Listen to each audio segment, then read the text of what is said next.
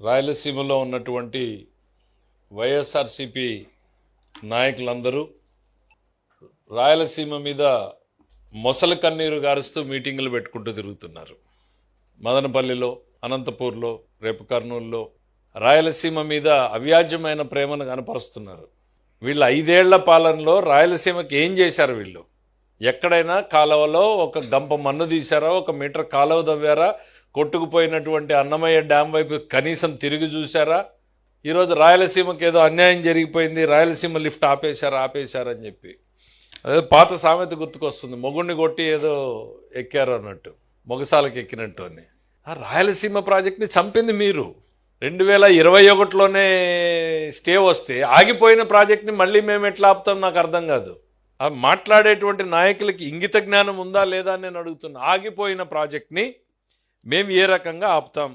National green ట్రిబ్యునల్లో వీళ్ళకి stay ఇచ్చినటువంటిది 4 ఏళ్ల పాటు దాని గురించి మాట్లాడకుండా ఈరోజు మళ్ళీ వచ్చి రాయలసీమ లిఫ్ట్కి ఆగిపోయింది దానికి ఏంటి తెలంగాణ సభలో రేవంత్ రెడ్డి చెప్పాడు.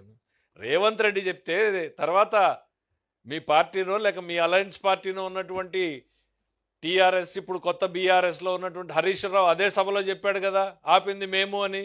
అంటే మీరిద్దరు కూడబలుక్కుని ఆపినటువంటిది విషయం బయటకు వచ్చింది అనేది ఏమన్నా కంగారు పడి బట్టగాల్చి ముఖానేసేటువంటి ప్రయత్నం చేస్తున్నారా? ఆపింది నేనే అని చెప్పేసి హరీష్ రావు అదే సభలో చెప్పాడు. మీకు రాజకీయ గురువు కదా కేసీఆర్. మీరు ఆపినటువంటి ప్రాజెక్ట్ని, మీరు అనుమతులు తెచ్చుకోలేకపోయినటువంటి ప్రాజెక్ట్ కాదు. మీ వారసత్వం ఏంటి? రాజశేఖర రెడ్డి గారు అడిగారు, మిగిలిన జలాల్లో అసలు వాటానే అడగమందరినీ లాంటి ప్రాజెక్టులకే ఆయన రాసిచ్చిపోతే నువ్వేం రాసావు? రాయలసీమ లిఫ్ట్ ఇరిగేషన్ మీద నీ చీఫ్ సెక్రటరీ, నీ ఈఎన్సీ ఏమని పిటిషన్ వేశారు? ఇది అసలు ఇరిగేషన్ ప్రాజెక్టే కాదు, మేము కేవలం స్టడీ చేస్తున్నాము. మీరేసి సంతకాలు పెట్టినటువంటి అఫిడవిట్లు ఉన్నాయి. మేము ప్రాజెక్టు కట్టడం లేదు, ఇక్కడ ఓన్లీ టెస్టింగ్ చేసుకోవడానికి తవ్వుతున్నామని చెప్పారు మీరు. ఆ అఫిడవిట్లు వాస్తవం కాదా? అవి మర్చిపోయి ప్రజలకి ఇవేవి తెలియదు అని చెప్పి మళ్ళీ మోసం చేసేదానికి మీరెప్పుడూ కూడా రాయలసీమ పేరుని రాజకీయం కోసమే వాడుకున్నారు. మీ తండ్రి గారి టైంలో రాయలసీమ పేరుతో యాత్రలు చేశారు.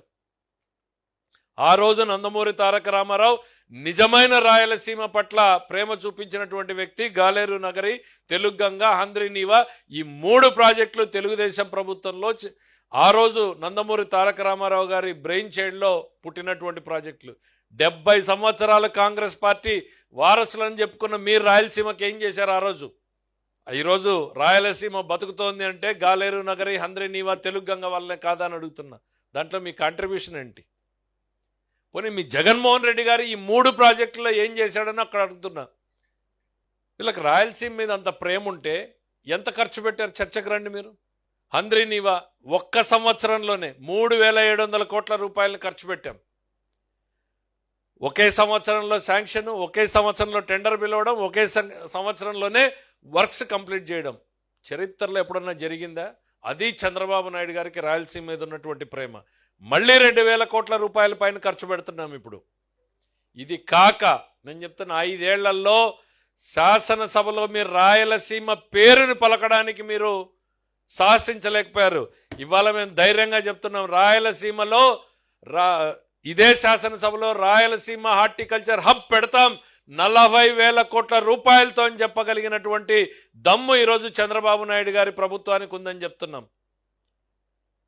ఏం మొహం పెట్టుకుని ప్రజల ముందుకు వస్తారు? హంద్రీనీవాని మేము 1 సంవత్సరంలో పూర్తి చేసినందుక, రాయలసీమ ప్రాజెక్టులకి 40,000 కోట్లు ఖర్చు పెట్టబోతున్నందుక, ₹1 ఖర్చు పెట్టినటువంటి మీరు మొసలు కన్నీరు గారిస్తే ప్రజలు నమ్ముతారనుకుంటున్నారా? సిగ్గుపడాలయా. ఎస్, కొంత పని చేస్తే మాట్లాడొచ్చు. మేము చెప్తాం, రాజశేఖర రెడ్డి వచ్చాడు, ఎంతో కొంతైనా మేము చేసినటువంటి హంద్రీనీవాని ఆయన కంటిన్యూ చేసే ప్రయత్నం చేశాడు, గాలేరు నగర్ని కంటిన్యూ చేసి. నువ్వేం చేసావు? నందమూరి తారక రామారావు ప్రారంభిస్తే, చంద్రబాబు నాయుడు మొదలు పెడితే మీరు కంటిన్యూ చేశారు. రాజశేఖర రెడ్డి నువ్వు అది కూడా చేయలేదే.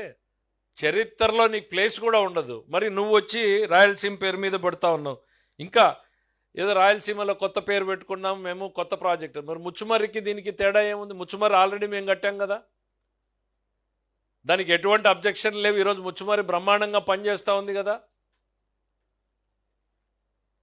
కేవలం వివాదాల్లోకి నెట్టేదానికోసమే మీరిద్దరూ ఇక్కడ మీరు అక్కడ మీ రాజకీయ గురువు గారు కలిపి చేసినటువంటి కుట్రలో భాగంగానే తప్ప రాయలసీమ మీద మీకు ప్రేమ లేదు.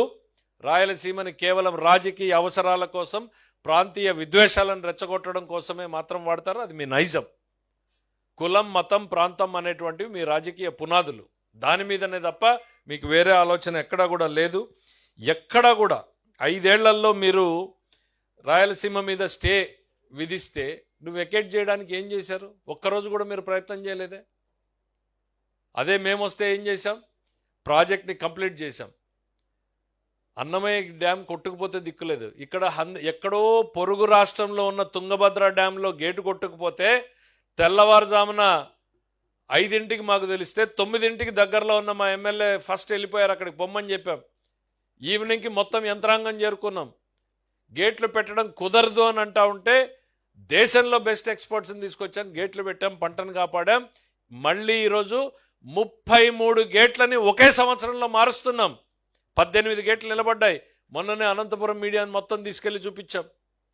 18 గేట్లు ఎరెక్ట్ చేశాం 3 నెలల్లోనే. అంటే వర్షాలు ఆగిపోయి మళ్ళీ వర్షాలు వచ్చే లోపల చేస్తాం. That is our commitment. ఏం మొహం పెట్టుకుని చెప్తారు? ఏ ఒక్క ప్రాజెక్టులను మీరు రాయలసీమకు దగానే చేశారు. రాయలసీమని వాడుకుని వదిలేసినటువంటిది ఎవరన్నా ఉన్నారు అనంటే జగన్మోహన్ రెడ్డి గారే. ఎందుకు అనంటే 2019లో ఎన్నికల ముందుకు ఇదే ఊరవకొండకు వచ్చావు నువ్వు. జలదీక్ష అక్కడ చేసినప్పుడు ఏం చెప్పారు మీరు? 3 నెలల్లో హంద్రీనీవా పనులను ప్రారంభిస్తామన్నావు. 3 నెలలు కాదు, 5 ఏళ్ల కాలంలో ₹1 ఖర్చు పెట్టలా. ముందు దీనికి సమాధానం చెప్పమంటున్నా. పెడబొబ్బులు పెడుతున్నారు వీళ్ళు నాయకులందరూ కూడా. మేము పనులు చేస్తున్నాం అనేటువంటి అసిడిటీ ఎక్కువ ఉంటే మందులు పంపిస్తాం, అసిడిటీ మాత్రలు వేసుకోండి. మీ కడుపు మంటని రైతుల కన్నీరుగా మార్చేటువంటి ప్రయత్నం చేయొద్దు అనేటువంటి చెప్తున్నాం. ఇంట్లో వాళ్ళని అడగండి అయ్యా, చెప్తారు. మీకు సిగ్గుందా? ఏం మొహం పెట్టుకుని బయటకు వచ్చి అడుగుతున్నారు అనేటువంటిది ఇంట్లో వాళ్ళే తిడతారు మిమ్మల్ని. అచ్చెన్నాయుడు గారు ఏం చెప్పాడు? బొత్స సత్యనారాయణ గారు చెప్పిన మాటల్ని ఆయన రిపీట్ చేశాడు. ఆయన ఏమీ చెప్పలేదు కదా. బొత్స సత్యనారాయణ గారు ఆ రోజు మంత్రివర్గంలో ఉండి మంత్రివర్గంలో ఆయన చెప్పినటువంటి మాటల్ని చెప్పాడు. తన రాజశేఖర రెడ్డి గారి హత్యలో జగన్మోహన్ రెడ్డి గారి పాత్ర ఉంది అనేటువంటిది బొత్స సత్యనారాయణ గారు స్టేట్మెంట్ ఇస్తే అది చెప్పాడు. దాంట్లో ఒకటి కాదు కదా, ఆ రోజు మీడియా ముందు ప్రజల ముందు వచ్చి చెప్పినటువంటి మాటల్ని ఈరోజు మీరెందుకు అంత ఉలిక్కి పడుతున్నారు? మీరు భుజాలు ఎందుకు? బొత్స సత్యనారాయణ గారు నిన్న బాధపడ్డాను, నేనేమి హర్షించను. కానీ ఎందుకు బాధపడ్డారో మాకు అర్థం కాల. ఆయన చెప్పినటువంటి మాటే అది. ఆయన చెప్పినటువంటి మాటే, మేమేం కొత్తది చెప్పలేదు. అంటే ఆయన అందరికీ ఒక అనుమానం ఏమొస్తా ఉంది అని అంటే, జగన్మోహన్ రెడ్డి గారి నైజం చూసిన తర్వాత బొత్స గారికి భయం వచ్చింది, ఆ భయంలో నుంచి బాధ వచ్చింది అనుకుంటున్నారు. పరిటాల రవి గారి హత్యలో జరిగినటువంటి నిందితులు, సాక్షులు ఏ ఒక్కరూ ఈ రోజుకు మిగలలేదు. బాబాయి హత్యలో పాల్గొన్నటువంటి సాక్షులు, నిందితులు సగం మంది ఆల్రెడీ లోకాన్ని వదిలిపోయినటువంటి పరిస్థితులు వచ్చినాయి. ఈ సీరియల్ నంబర్లో నా సీరియల్ నంబర్ ఏమన్నా యాడ్ అవుతుందా, మర్చిపోయిన వాడిని మళ్ళీ గుర్తు చేస్తున్నారు అనేటువంటిది ఎక్కడో ఆయనకు భయం వచ్చి ఆ భయంలో నుంచి బాధ పుట్టుకొచ్చిందేమో అని అనుకోవాల్సిందే తప్ప, ఆయన ఇచ్చినటువంటి మాటలను ఆయన గురించి మాట్లాడితే ఆయనకి ఎందుకు అంత బాధ వస్తుంది? ఎందుకు?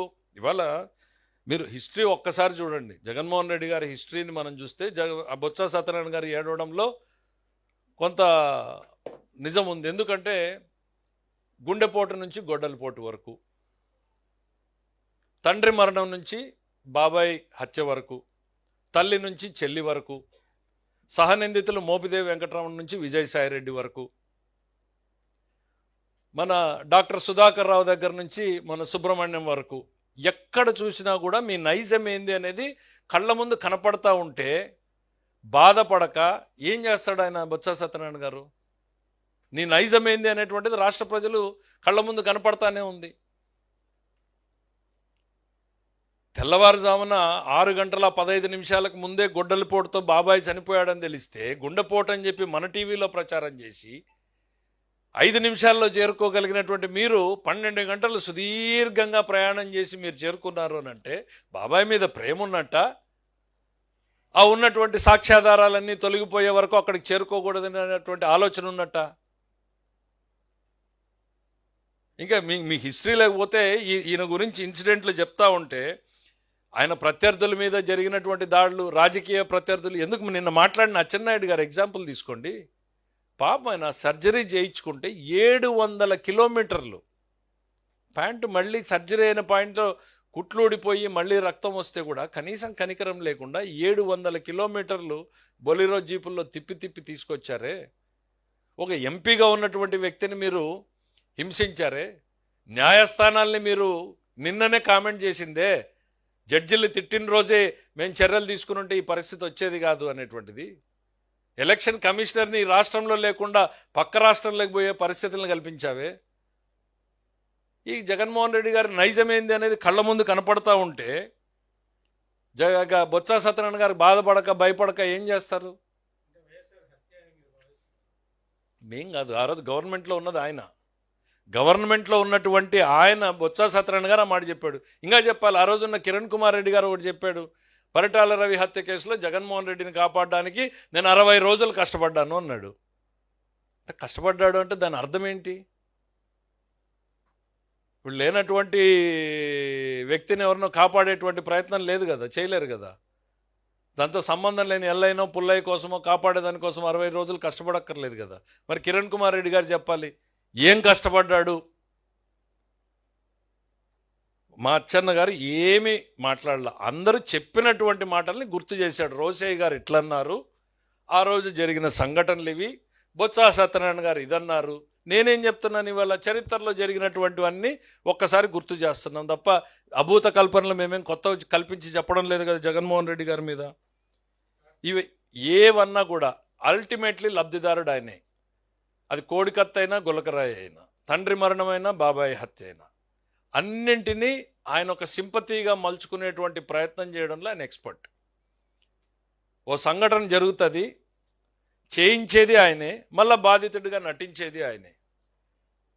నేను అందుకే చెప్తా ఉన్నా కదా, ఈ సమాజానికి వైసీపీ హానికరం, వైసీపీ నెవర్ అగైన్ అనేటువంటిది నేను అందుకే అంత బలంగా శాసనసభలో కూడా చెప్తా వస్తున్నాను నేను. సార్ చెప్పండి. ఏబిఎన్ గురించి సిబిఎన్ గురించి ఇంకా సరిగ్గా తెలియదని అనిపిస్తుంది నాకు. రాజకీయాల్లో సిబిఎన్ ఎట్లాంటి వ్యక్తి అనేటువంటిది ఒక్కసారి చూడండి మీరు. అభివృద్ధి సంక్షేమం అనేటువంటిది ఆయన విధానం. 40 ఏళ్ళు ఈ రాష్ట్రంలో రాజకీయం చేశాడు. నువ్వు మోసాలు, కుట్రలు, కుతంత్రాలు నీ రాజకీయం. ఏబిఎన్ ఈరోజు కొత్తగా నువ్వు బెదిరించేది ఏందయ్యా? మీ నాన్న మొదలు పెట్టాడు కదా, మీ నాన్న వల్లే కాలేదు కదా రాధాకృష్ణన్ బెదిరించడము. నీ రాజకీయ గురువు కేసీఆర్ ఇంతకన్నా 4 చేశాడు కదా, నువ్వు చేశావు కదా, మళ్ళా కొత్తగా ఇంకా నువ్వేం చేస్తావు? అరే నీకు డెమోక్రసీ మీద ఏమాత్రం నమ్మకం ఉంది అనేటువంటిది ఆయన డైరెక్ట్గా నా ఛానల్ దమ్మున్న ఛానల్ అని చెప్పుకుంటాడు, ప్రజల కోసం మాట్లాడతాను అని చెప్తాడు. ఆయన అందరినీ రాస్తాడు. ఎవరిని వదిలాడు రాధాకృష్ణ గారు? చంద్రబాబు నాయుడు గారి మీద రాయలేదా? ఈ ప్రభుత్వం, ఈ గవర్నమెంట్ వచ్చిన తర్వాత మా మీద రాయలేదా? That is his duty. ఆయన క్షేత్రస్థాయిలో నుంచి మీలాగా కలం పట్టుకున్న స్థాయి నుంచి ప్రజల కోసం నిలబడినటువంటి వ్యక్తి. ఆయన నమ్మిన సిద్ధాంతాన్ని గట్టిగా చెప్పాలి, చెప్పడమే నా ధర్మం అనేటువంటి నమ్మిన వ్యక్తి. ఏబిఎన్ని బెదిరించాలనుకుంటే అది పిచ్చితనం అవుతుంది. ఎందుకనంటే మీ తండ్రి వల్ల కాలేదు, మీ రాజకీయ గురువు వల్ల కాలేదు, నీ వల్ల కాలేదు. నువ్వేదో ఇవాళ చేస్తావని అనుకుంటే అది భ్రమ అవుతుంది. ఇట్లాంటి ఆలోచనలు మానుకోమని చెప్తా ఉన్నా. ఎందుకు అనంటే ఎన్ని ప్రయత్నాలు చేయాలో అన్నీ చేశారు మీరు.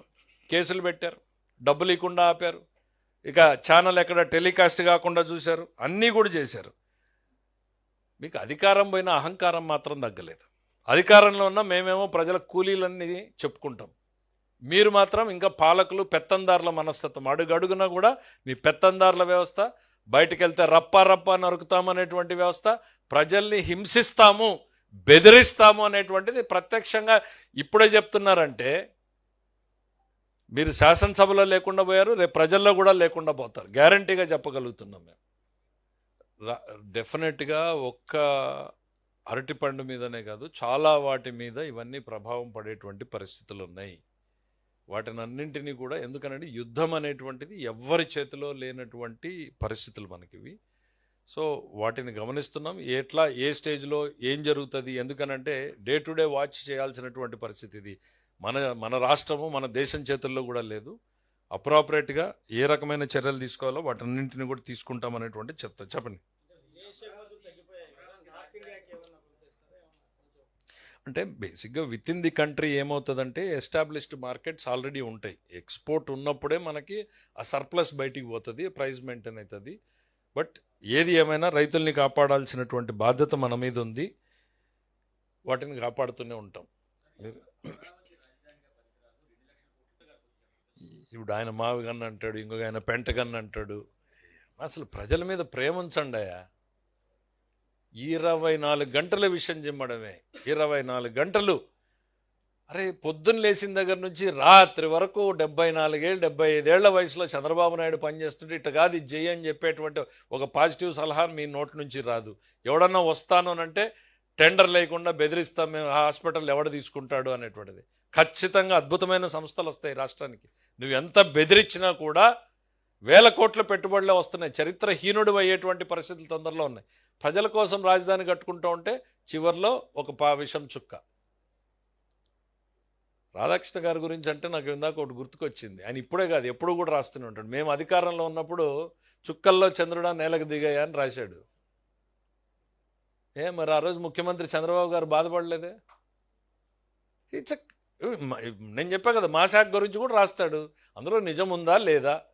ప్రపంచంలో జరిగేవన్నీ మాకు తెలియాలని లేదు కదా. మీడియా పలు రకాలుగా ఇన్ఫర్మేషన్ వస్తూ ఉంటుంది, రాస్తే కరెక్ట్ ఉంటే కరెక్ట్ అని సరిదిద్దుకోవాలి, లేదు అని అంటే రిజైండర్ ఇచ్చుకోవాలి. అది ఇడిచిపెట్టి చంపుతాం నరుకుతాం రప్ప అని అంటే మిమ్మల్ని ప్రజలు రప్ప అనేటువంటి రోజులు తొందరలో వస్తాయి మీకు. నా దృష్టికి డైరెక్ట్గా అయితే నన్ను ఏ ఎంప్లాయీ సంఘం కూడా మాట్లాడలేదు. మీలాంటి మిత్రులు మాట్లాడిండేదే తప్ప ఏ ఎంప్లాయీస్ నా దగ్గరకు రాలేదు, నన్ను అడగలేదు, నాకు రిప్రజెంటేషన్ ఇవ్వలేదు. Whatever has been done as per the established practices ప్రకారమే జరిగాయి. గతంలోనూ ఉన్నాయి, ఇవాళ కొత్త కాదు. ఇవన్నీ కూడా డెమోక్రసీలో ఇప్పుడు ఇవాళ శాలరీలు అనేటువంటి దానికన్నా కూడా ఇంపార్టెంట్ హయ్యెస్ట్ లెజిస్లేటివ్ బాడీలో హయ్యెస్ట్ నాలెడ్జ్ ఉన్నవాళ్ళు ఇంపార్టెంట్ అనేటువంటిది మనకి నెసెసిటీ. మిగిలిన వాళ్ళల్లో ఎక్స్పీరియన్స్ వేరు. లెజిస్లేటివ్ ప్రాక్టీస్లో ఆయన కూడా పార్లమెంట్ దగ్గర నుంచి సుప్రీంకోర్టు బ్యాక్గ్రౌండ్ కొంత ఉన్నటువంటి వచ్చినటువంటి వ్యక్తి కాబట్టి ఓకే, ఎంప్లాయీస్ ఏమైనా వస్తే చూద్దాం. Will redress, we are here to redress all the issues. Thank you.